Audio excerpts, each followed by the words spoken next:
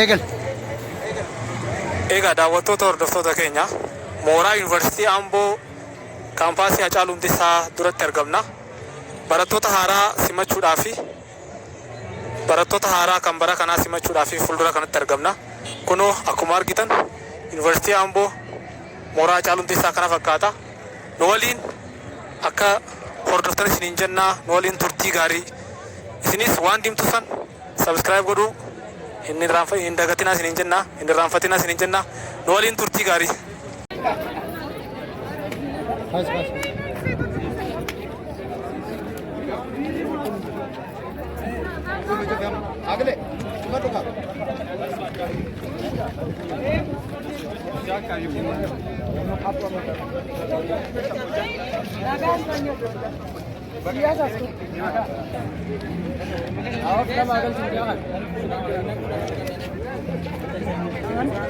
Obsa yani.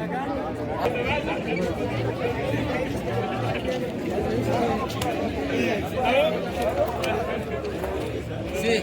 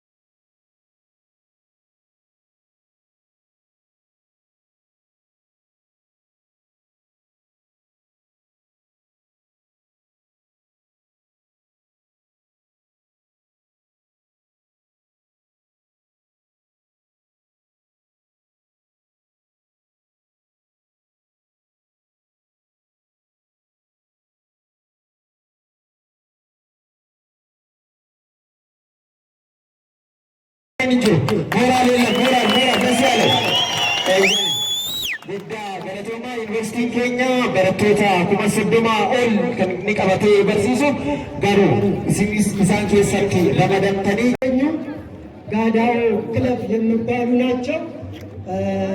እነዚህ ጋዳው ክለብ የተባሉት ጉሚ ደጋግና አፋን ኦሮሞ ፊ ጉሚ ደጋግና አደፊ አፋን ኦሮሞ ክለብ ናቸው አታላቸው። አሁን ለእነዚህ ክለብ ይሄን ጉሚን ጋዳው ዩኒቨርሲቲ አምቦ በረቶታ ሃራ ተርቲ ጋሪ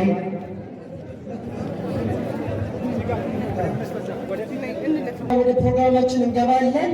ወደ ፕሮግራማችን ስንገባ እንደ ኦሮሞ ባህል መሰረት በመጀመሪያ የአባ ገዳ የሀገር ሽማግሌና ጉዳ ገለቴማ ጋዳው ኬኛ ዩኒቨርሲቲ ነጋኬን ቢኬኛ ነጋ አርገት ግቤሃማ ቤለማ ዴገማ waraana maajila yaa waaqati biyya keenya baas. Afaan ani dubbadhu kana dhageenyeef itti gaafatamtuu qo'annaa fi tajaajila hawaasaa ittaantuu pirezidaantii yuunivarsiitii dhimmoota akaadaamikii fi bakka bu'iinsa fi guyyaa irraa kana sababa addaatiin sababa hojii ariifachiisaa ta'een gidduu keessatti argamuu kan hin danda'inii fi pirezidaantii keenya Dooktar Baayisaa Lataa bakka bu'een baga nagaan dhuftan jechuudhaaf ergaa gabaabaa dabarsuudhaaf fuuldura dhaabbadhee. Maqaan keenya siin jenna. Galatoomaa jecha maqaan Tataa Yuusufaan jedhama. Elektirikaala leenjii waggaa 5ffaa fudhata. Okay, maal irratti argamtanis? Amma akkuma beekamu akkuma argaa jirtu kana keessummeessaadha.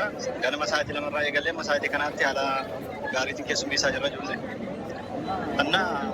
Akkuma beekamu turtii waggaa 5 as keessa ture keessatti guyyaan irraa gunaaf guyyaa addaa haala kanaatiin kunillee keessummeessamne hin turre haala kanaatiin gibbiillee keessummeessee hin beeku. Kunoo akkuma agartu kana haaluma ariifiitiin gibbiin weelkaamii yookaan baga nagaan dhuftanii sagantaa isaa qopheesse.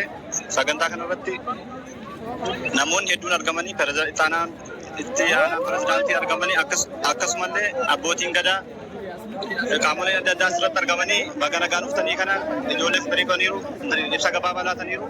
Akkuma beekamu fireeshonni baranaa fireeshii jechuun nama rakkisa. Baay'ee qaroodha.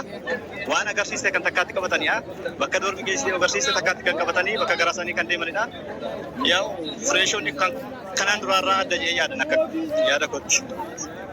Ayyee barataa taatu galatoomaa jenna. Galatoomaa illee ulfaadha. Kanarratti na hirmaachisuu keessanitti guddaa galatoomaa.